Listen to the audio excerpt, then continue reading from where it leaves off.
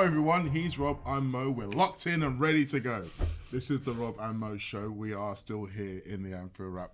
Not quite as deep in the corner as we were. We've been let out a little bit, let off the leash a little bit. Yeah, it was claustrophobic back there, wasn't it, Mo? Way back there. Way back there. But we are still here ready to give you everything you want to know about everything that's been happening in the world of Liverpool for the last 7 days. We are still in association with Saily, the eSIM service brought to you by NordVPN. They are still available in 200 countries and 8 regions around the world, allowing you to forget about the days where you couldn't find any Wi-Fi when you're on holiday or you come back with a massive bill. All of that's gone now. It's an eSIM service that allows you to connect wherever you want to go. Everybody here at the Anfield Wrap uses it when they go on holidays. Even our good friend Milo, who is controlling everything you see right now. If you'd heard what Milo was saying about Saily, wow. You'd be getting it now, wouldn't you? He should be here telling you all about it. He's so pleased with what he's got. Now, if you want to join, if you want to become the new Milo, all you have to do is go onto the website, or you can go and scan the QR code that's up on screen, put TAW in at the checkout, and you get 15% off. Wowie wow. Now, I've got a question for you, Roberto. Yeah, what? Are you a glass half empty or a glass half full kind of person? I'm very half full. Okay, well, let's talk about Isak first then. Yeah. Okay, because, I mean, it feels like we should really talk about Isak first, seeing as he has been the person who's been the shadow over every single show we've done so far. And now we can talk about him as being a Liverpool player. First of all, just say that. Alexander Isak, Liverpool player. Sounds good. I know, it's mad. I mean, that young man's dominated my life for the last 8 weeks. It's been insane. We were just talking beforehand. I need to find a spare half hour, 45 minutes to unfollow all the Newcastle accounts. No offence, guys, but Jesus Christ, it's been a hard graft, hasn't it? They've taken this very personally. Yes, they have. You know, we just wanted to buy your player. We buy good players. That's what we do. You'll do it to other teams as well. They are and have done it to other teams. Exactly. So, yeah, it's been a thing. Having to sort of doom scroll through our account, looking for updates. I genuinely didn't think this one would go to the wire quite the way it has. Didn't go to the wire. Thank God for midnight on Sunday night. But we got an extra 24 hours. Yeah. Yeah. I was a kip. I was sleeping when that happened. My youngest burst into my bedroom and went, Dad, Isak signed. My wife woke up, what's going on? And I went, oh, shut up, Isak signed. It sounds like something out of like a Christmas movie. It's like, Dad, what day is it today? Yeah, exactly. It's Christmas Day. Run, son, run as fast as you can. Tell your older brother that Isak has signed. And that's exactly what we actually both then went together.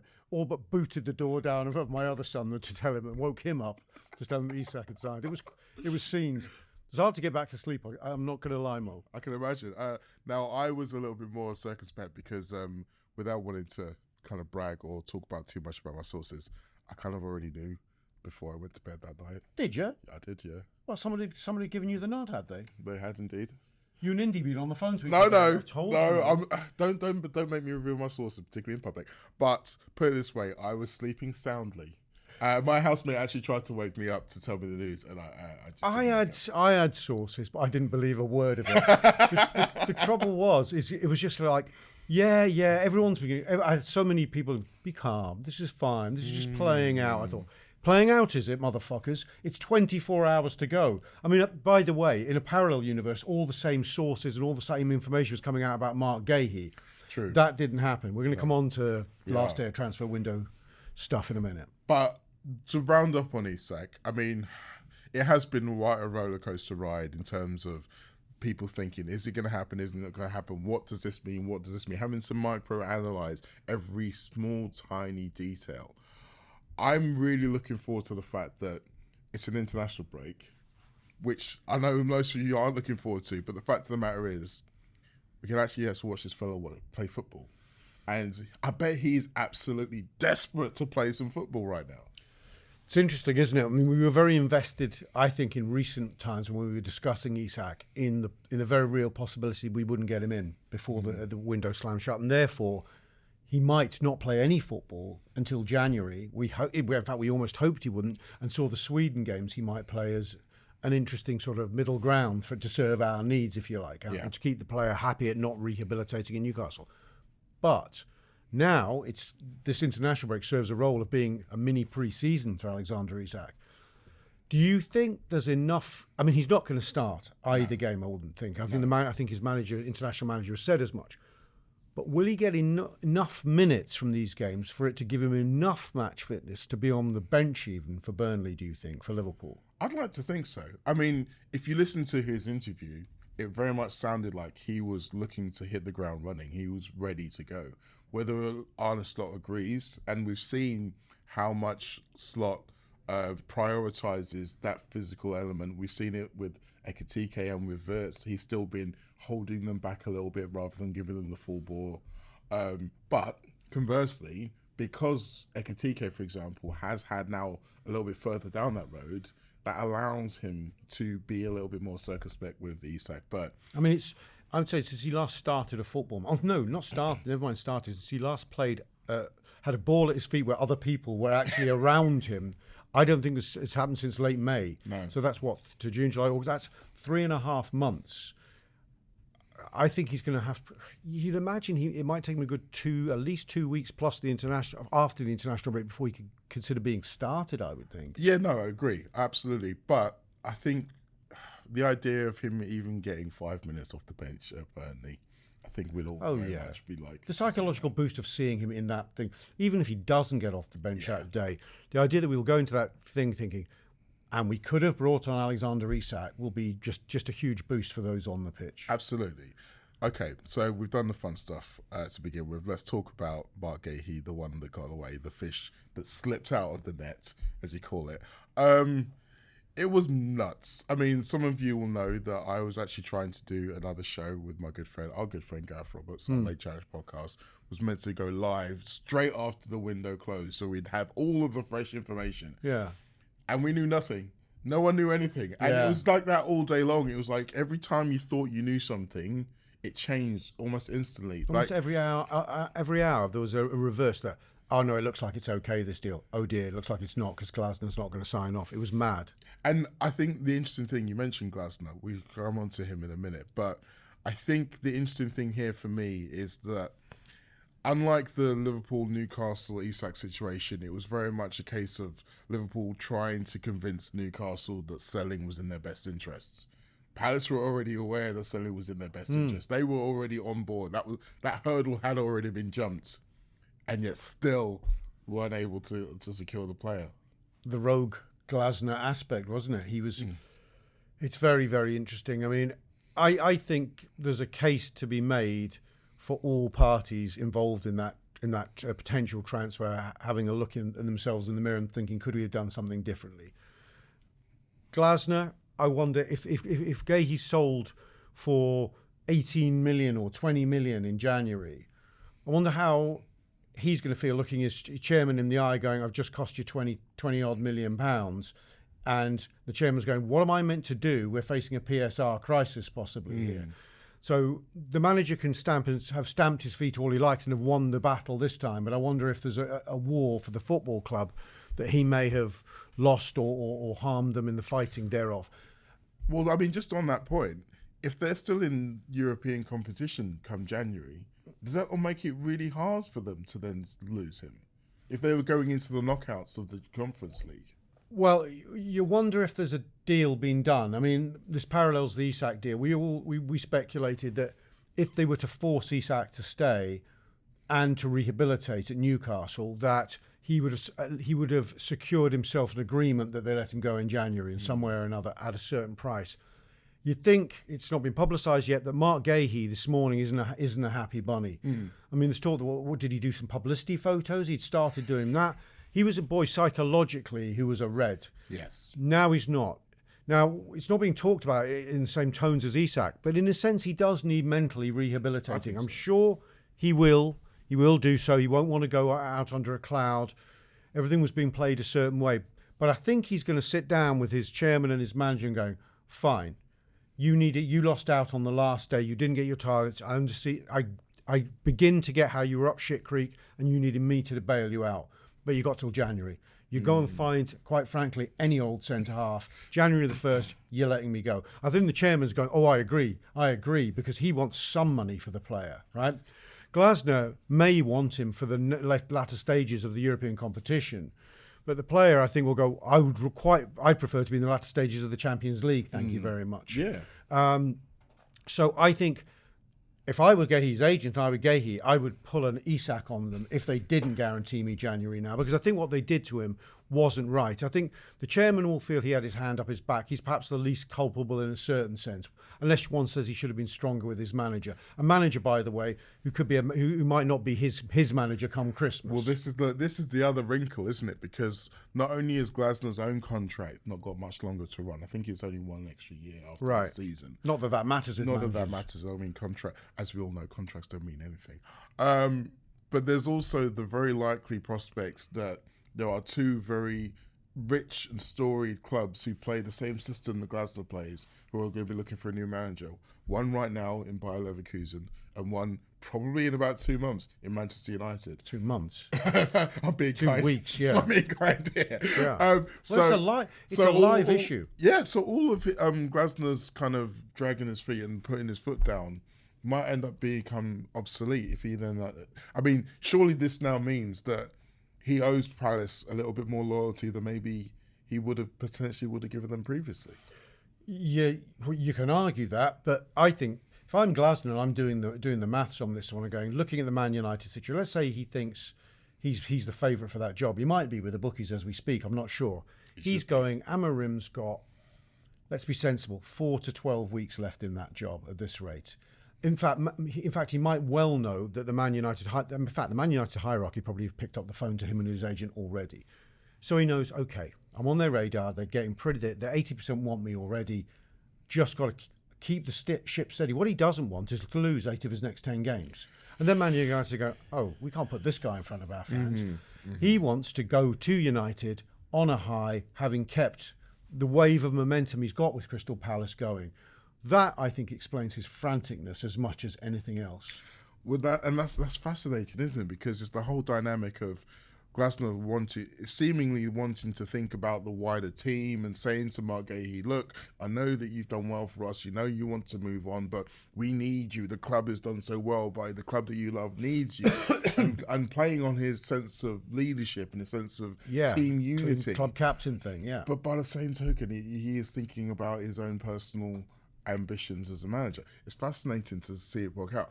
Personally, I don't think that Guehi will pull an Isak, partly because if he was willing to play for them the day before the transfer window, I think he's going to be willing to play for them for the next few months. I don't think that part is going to be a much problem. He'll be annoyed. Don't get me wrong, he will be annoyed, but I think you can sell it to him by saying that every extra month that he's at Crystal Palace, their transfer fee they get for him goes down, but his potential wages go up. Yeah, but I think Marc Guehi psychologically, for weeks, maybe a couple of 2 or 3 months ago, thought he was going to be playing for Liverpool. And he had a club who would sell him because his chairman, who has the final word on it, had told him he'd be sold because they needed... But he said if the price was right, it would work for our PSR. So Guehi plays ball. That's why there's no comparison between Guehi's noble behaviour and Isak's. Isak had a chairman or an ownership group who simply weren't playing ball, and to his mind, they weren't playing ball against indications to the contrary. Guehi and everybody was on the same page. Yeah. All that needed to happen was Palace to get replacements, and quite frankly, they weren't shopping at the top of the tree. They would buy potential cheap options, whoever loan players. He could rest easy that they'd sort their side of the bargain out. That's why he was playing for them the day before. He thought they'd be so good. They said, I can go. I'm fine. I'll give them. I'm the club captain. I'm going out on this high. Everything is different in Guehi world and Palace relationship and his relationship with Palace Day, to my estimation. Well, yeah, and I mean, even on top of anything else, how he feels about, obviously he'll still feel the same about the group of players. The manager, maybe not so much, but it's a bit embarrassing, isn't it? I mean, we've all now seen the goodbye video that was leaked. I mean, talking about his potential unhappiness, where did that leak come from? I dare say it was probably someone close to him or his agent who leaked that video out. But you look at it and you think, he's now got to go back in after having said goodbye to everyone. And also, one other thing, just in case this wasn't ridiculously drama-filled enough, Liverpool got to play Crystal Palace in a couple of weeks again. It's all going to come flooding back. Okay, you could have a league title medal to contend for come May. You better think hard about whether he wants to play a part and taking points off Liverpool. I know professionals don't think that way. Can you imagine? Just imagine like a deflected own goal from Guehi in that game. The world would absolutely lose their collective minds. But I'll tell you, I'll lose my mind if he bends one in from 25 yards like he did the other day against us. Fucking hell. Knee slide, kiss the badge, the whole works. I do wonder, in just apportioning blame, if I'm adopting a full blame culture over the Guehi debacle. I think Liverpool, I don't know the full truth and the facts of the matter, but I do wonder if Liverpool are reflecting Richard Hughes and the gang back at base. Maybe we should just force the issue a bit sooner. Liverpool left it to the last day. They left it to the last day, and a blip cost them the player. And the blip was that Igor, what's-his-face, from Brighton to West Ham, fell through. That if Liverpool might say, fucking hell, for the sake of 5 or 7 million more, six weeks ago, we could have had the player boxed, We could have even done a side deal with Palace where they kept him for the rest of the closed season in the first 3 games, but that they guaranteed his sale. And Glasner back then would have dealt on that. He'd have gone, well, I'd like a replacement, but I've got 7 weeks. In Glasner's defence, he's saying, I've got a day to replace this player. That's not the same question. Well, yes, in sense, but they knew that this day was coming, so they have had as long to find a replacement. Oh, sure. Like it wasn't like the moment they said yes, that's when they started looking. I mean, there were some other players. There was Usman Diamond, who plays for Sporting Lisbon, who for long of the transfer window appeared like he was meant to be their first choice. He would have cost them closer to 40 million, which I'm assuming is why they were holding out for that fee, even though they didn't end up bidding for him when he got late. But I'm like you. I think that part of Liverpool can't feel like that they are completely blameless in the situation. It's the consequence of the tactic they chose. The counterpoint would be that tactic has worked in a lot of other situations, one of which being the Isak deal that we were just talking about. I don't know if it has worked, because the tactic is brinkmanship. That's playing poker right up. Now with Isak, it's more complicated because the seller was so unwilling for large swathes of this, or so at times irrational. It seemed like the 2 separate voices of that club, or contrary camps. One that was desperate not to sell and wanted to reintegrate and thought that was doable, and he could be talked into new contracts right to the end. But I think the other camps, when you don't keep unhappy players, this would solve our PSR issue. And I think all we saw play out in Newcastle was we were having to deal with an irrational actor, to use an expression. Palace, I think it was just a lot calmer and we could have done it differently. In most transfers we don't play the last day brinkmanship. I can think of few transfers where we've actually done that. I mean, some have come late in the day, but normally just, admin, they've leaked over, like the Chiesa one. I think what's his name, who we sold to Brentford, I forget his name. What's his name, the young Carvalho. He's the only one. We actually did have a similar lose out on the last minutes of a transfer window on him, but that's not such an important signing. So Liverpool tend to not want to get themselves to this point. That's why I'm surprised they allowed themselves with Guehi for it to happen. Yeah, we'll see. I mean, we'll talk a little bit more about doing late deals in a second. But let's move on then to some of the guys who came out the exit door rather than came in the intro door. Harvey Elliott, who has officially gone on loan to Aston Villa, but is with an obligation to buy. And it sounds like that obligation will be met in terms of the appearances he'll need to make for them this season. I feel like everybody associated with Liverpool, whether you thought he was a Liverpool-worthy player or not, will feel a tinge of sadness that this guy has left, because he very much felt like one of us on the pitch. Yeah, it's not a tragedy of a story, but it's a sad story that a boy whose dream was to play for Liverpool, and he wasn't from the city, but he got to the city, he got to a special place. He was a hell of a prodigy at 16. He forced his way to the fringes of the first team, but then at a couple of crucial cusp moments was unable to push on. I would almost say his sliding doors moment was maybe that injury he picks up in the first week of last season. I agree. Because he was possibly the star of last pre-season. He played very, very well, and I think he was more would have been more in the manager's thinking than he was subsequently as the season unfolded. So in those senses, it's a sad end to a dream. Having said that, he is going to play for a team who finished in the top 6 in the Premier League. They should make him not exactly the focal point of their team, but he could end up being one of the most important players in that team, and he could end up going to the World Cup with England, and that was less likely with Liverpool.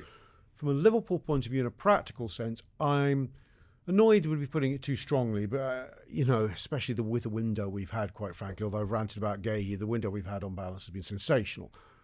But if we have a slightly worse set of injuries, a bigger injury crisis than we had last season, we'd have a crisis.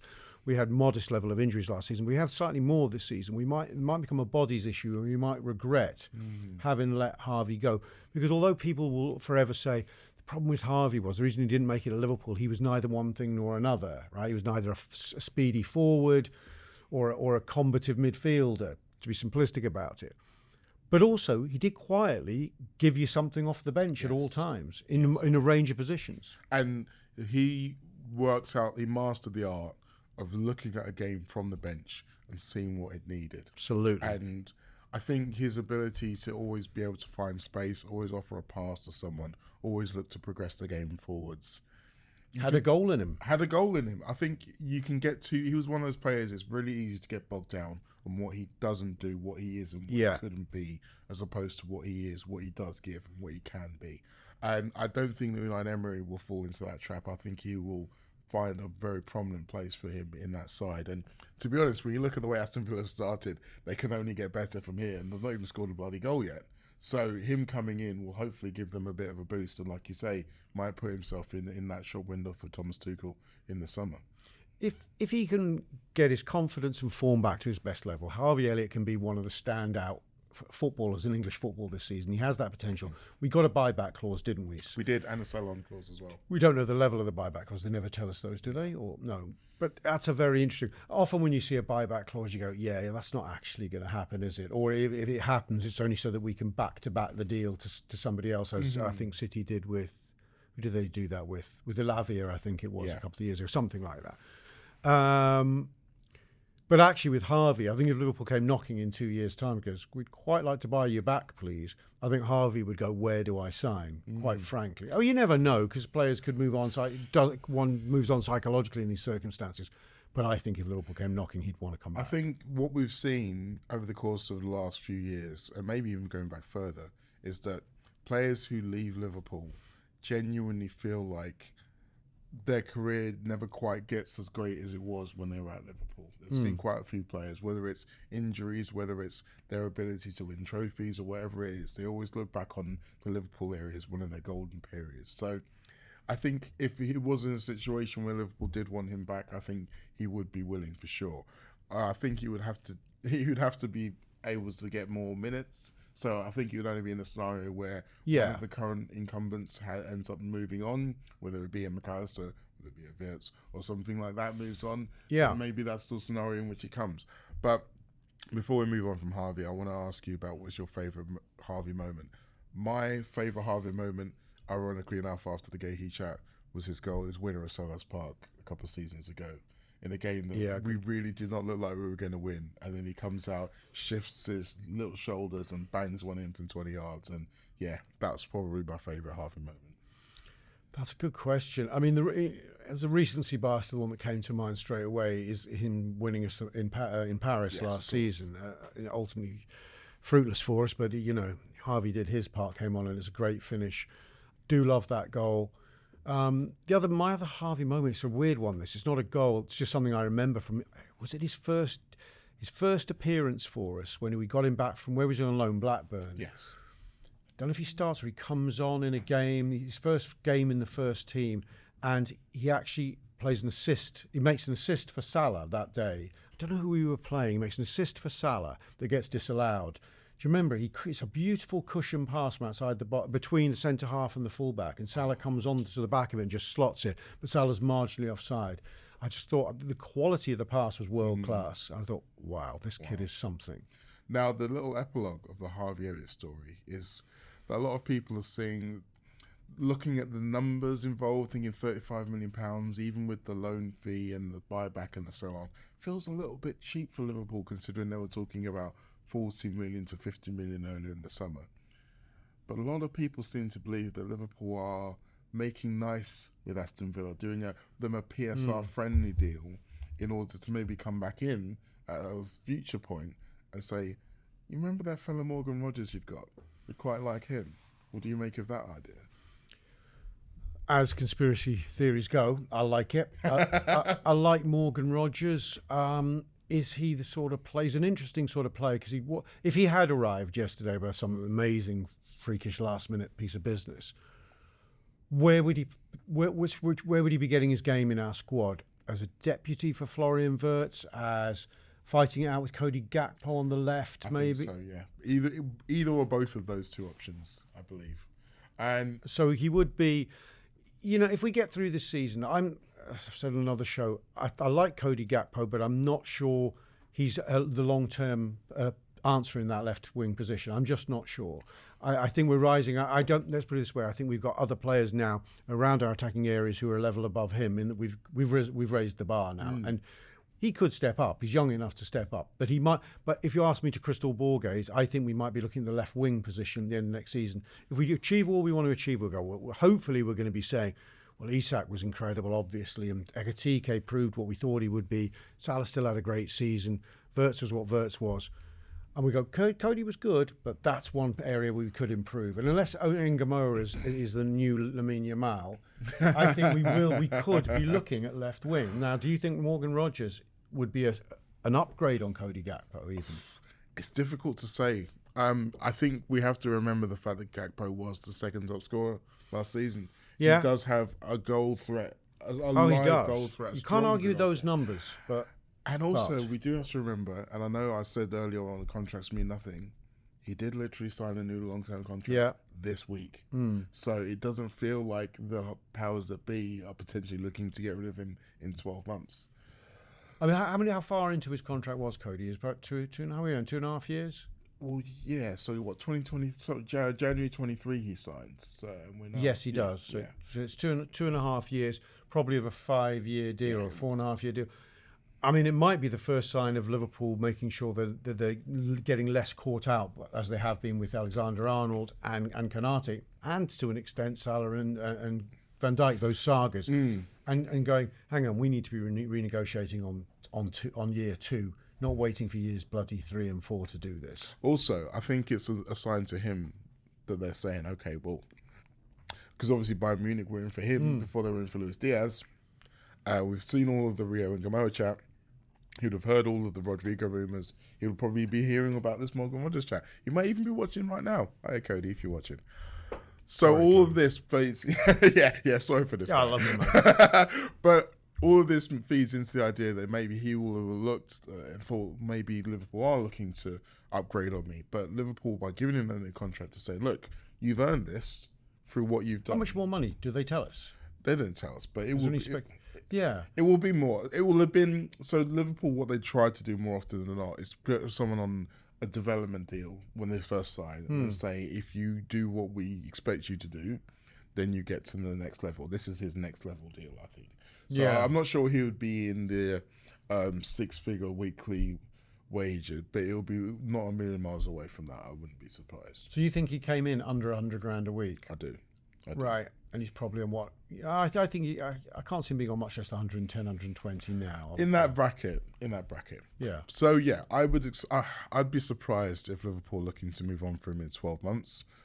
But as you say, we'll have to wait and see exactly how the rise of Rio, or how quick the rise of Rio is. Rise of Rio and the Morgan Rogers thing, yeah. Indeed. One to keep an eye on for you out there. Liverpool have been on very, very top form in terms of their business. That's been a deals. masterclass, most of it. It has been so good. And the kind of transfer window that a lot of people didn't believe was still possible. The kind of thing that they'd convinced themselves that Liverpool would never do because they were always being too conservative, yada, yada, yada. It's something else I said on our late challenge show. They were just waiting for the right time to strike. And it just so happened that the right time to strike is when Liverpool won the league, when everyone else looks a little bit worse than they had done previously. And everyone else is concerned about money at a time when we aren't. I think even the you know, I talked about this in the other show, that there's the FSG out part of the fan base that never believed Liverpool would ever do big deals like this. But even the less cynical majority of the fan base also probably thought Liverpool aren't going to be breaking British transfer records anytime soon. I think we'd all priced in the fact that Liverpool didn't go hard on Jude Bellingham, or we perceived we did, that the deal got too rich for us. I think the truth is he just wanted Real Madrid, and that's the end of it. But there was a sense around the fan base at the time that the deal was too rich for Liverpool. Liverpool actually implied it themselves in a way, as clubs do. And sometimes don't do themselves a disservice doing it. City did it over Verts, I think, when it wasn't true. And the Caicedo deal, which was tantalisingly close, didn't happen. So again, for those who wanted to see Liverpool in a negative light, they were able to go, look, it didn't happen. Liverpool aren't serious people when it comes to bids for over 90 million or 100 million pound for a player. They'll never shop quite in that market. So that's been the sea change, I think, in perception. To see Liverpool break this record not once but twice has shown is nobody, even people who would back the ownership to the hilt, thought if in a million years Liverpool would do that. No, it's a new time, it's a new era, and I don't know about you, but I feel like I might actually go to IKEA for the first time in about 10 years. See you all next time.